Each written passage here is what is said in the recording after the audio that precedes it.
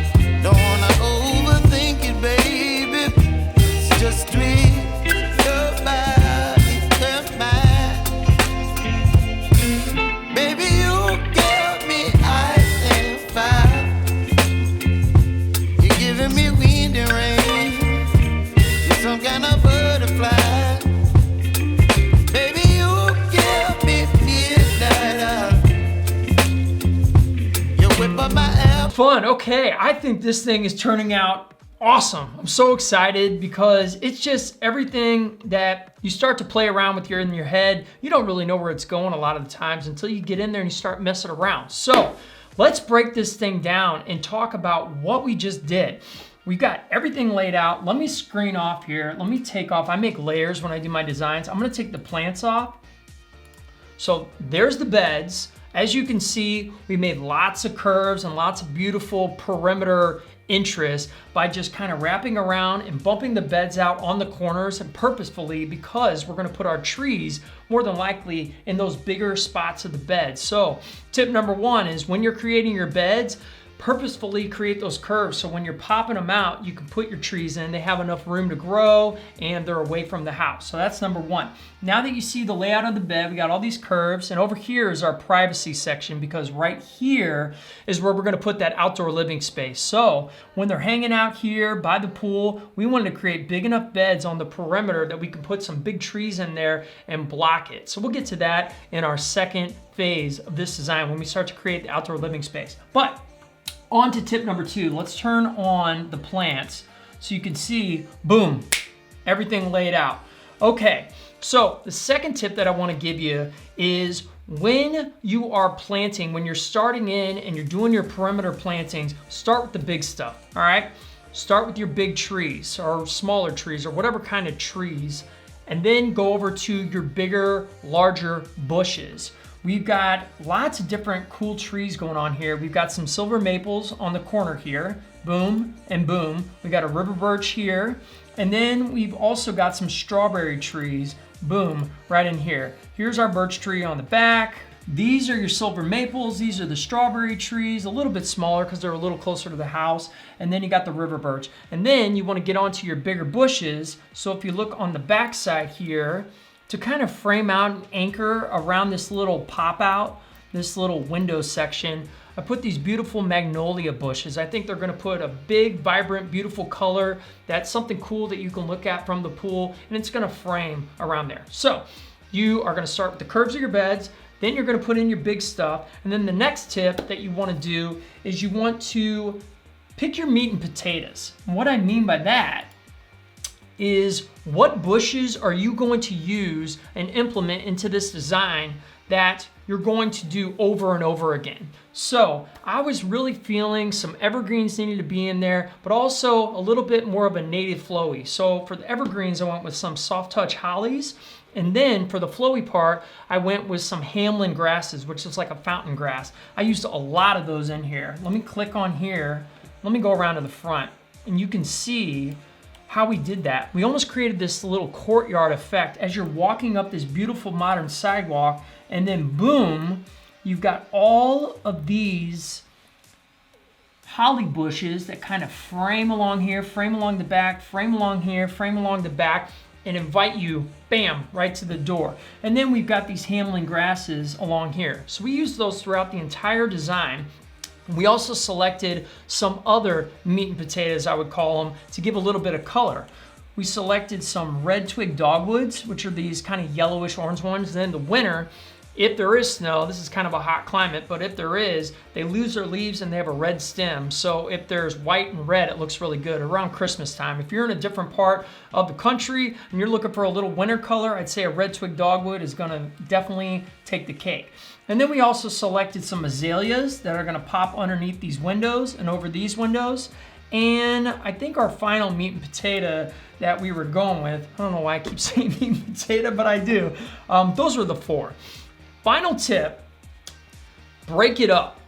When you're in a design, you want to get some height and texture on top of the colors and the different kinds of pieces into the design. How we did that is with boulders and arborvitaes. So these are arborvitaes right here. You can see that they don't go too wide, but they add some height, which is a really great way to break this thing up.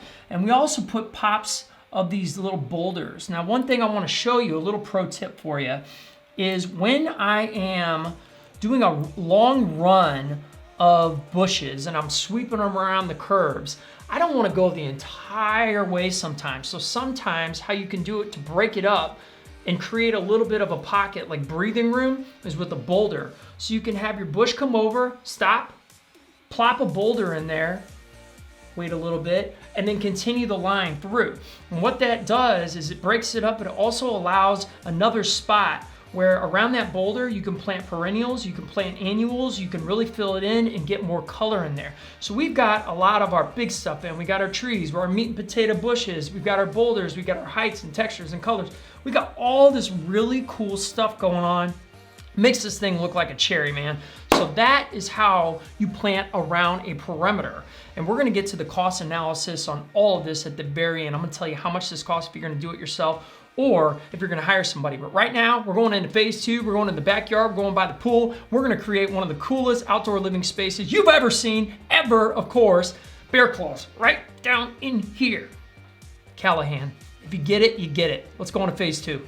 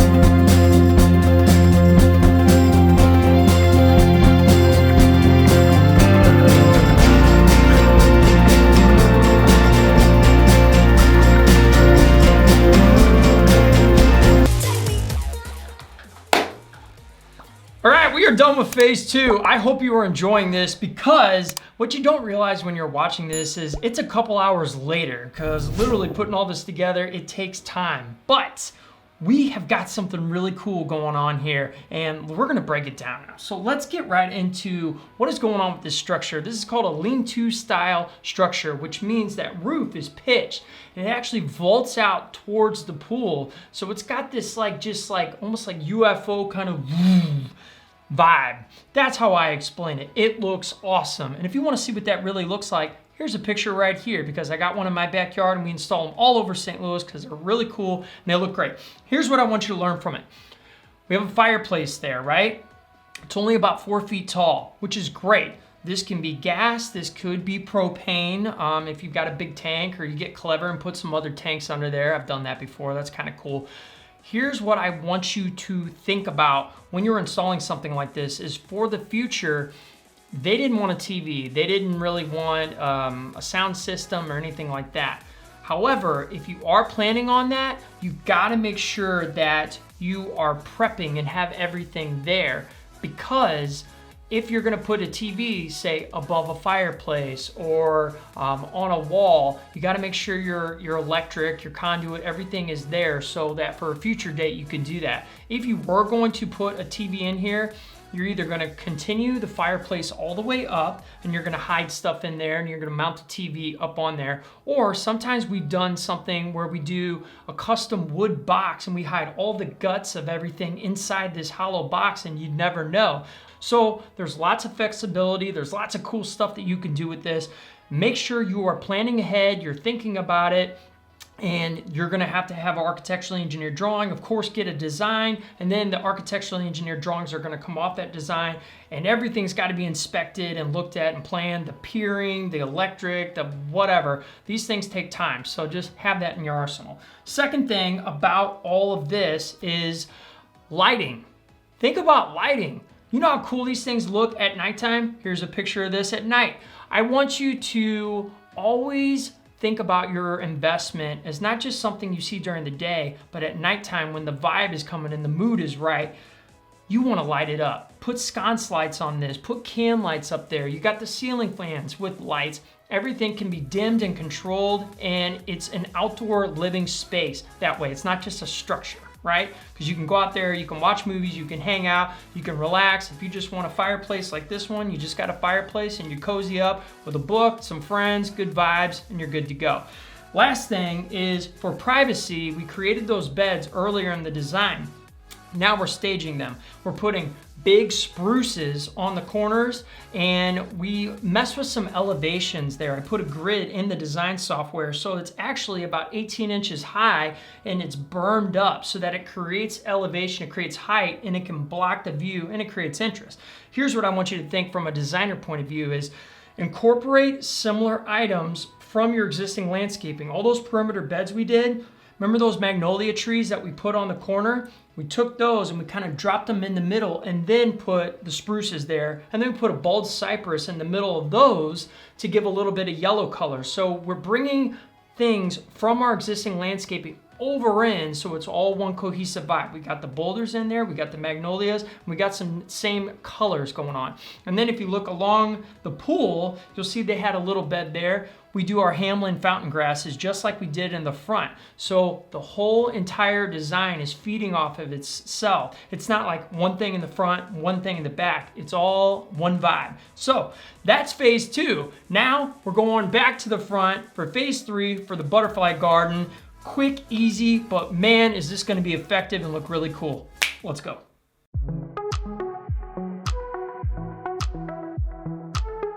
Twenty minutes later. Holy cow, we made it. I am exhausted. I'll tell you, it takes a long time to put these together, and I know it's quick and it's montagey and we're getting into the tips and stuff, but man, hours and hours to do this. So I hope that you really enjoyed this video. I really do, because I want to make more of these, and if you like them, smash the like, let me know.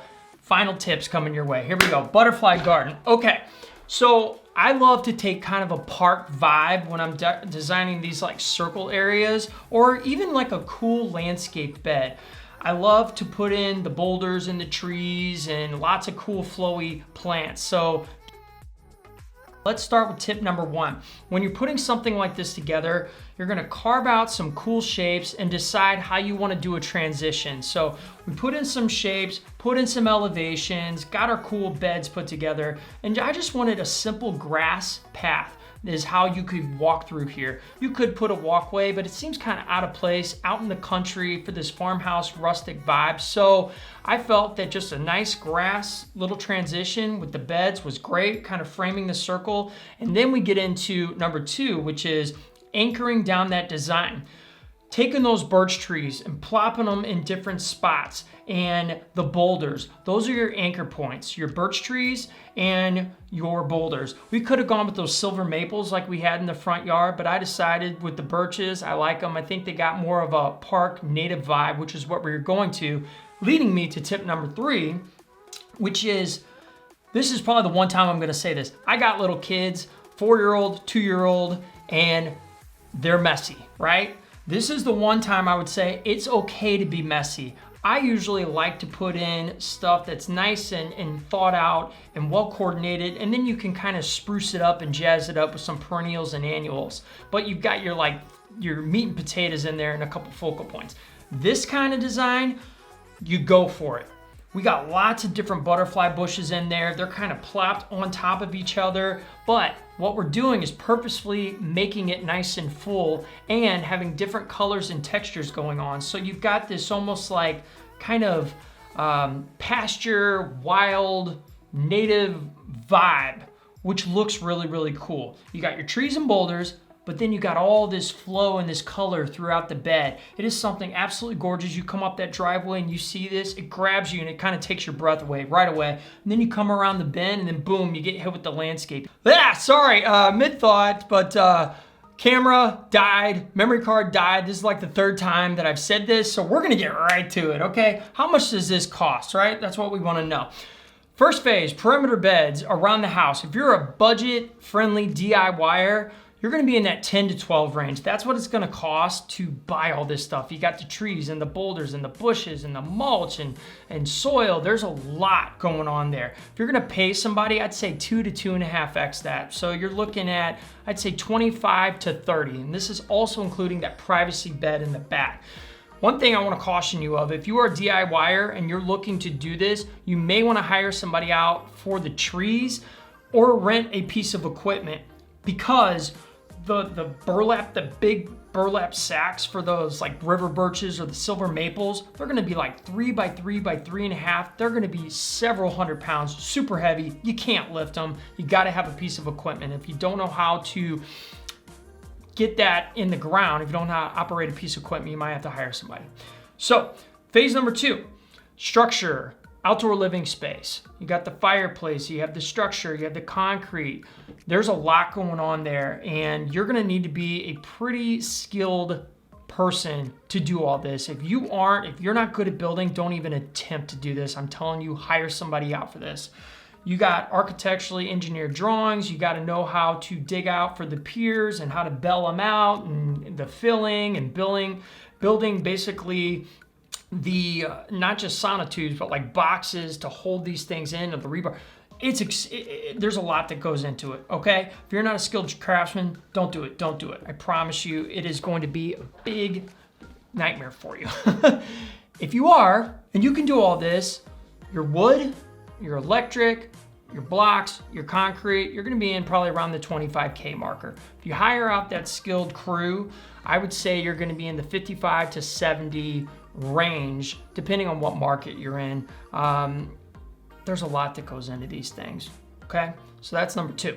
Number 3, this is easy, okay? Anybody can do this. However, we did elevate those beds in the butterfly garden, so there's a lot of soil going in. There's the mulch, there's the big trees. We did talk about trees, you know, you might not be able to do that part. You're probably in around $5,000 as far as how much you're gonna pay for all this. If you hire a company, I'd say the 10 to 15 on the high side to do that front butterfly bed. It's really cool. it's gonna look awesome. All this stuff's gonna look awesome, but it's gonna take time and money. So this is why you get a design. This is why you get a master plan, so that you can budget out everything and do it in phases. So total DIYer, you're probably gonna spend $60K, somewhere in there. If you hire somebody out, I would say you're around the 110 to 130 marker. That's what it's gonna be. If you'd like to know how much stuff costs, go check this video out. I break down some incredible backyard spaces and I tell you exactly how much it costs if you're a DIYer or you are gonna hire somebody. And the reason it's so important is before you start all this, know what you're getting into.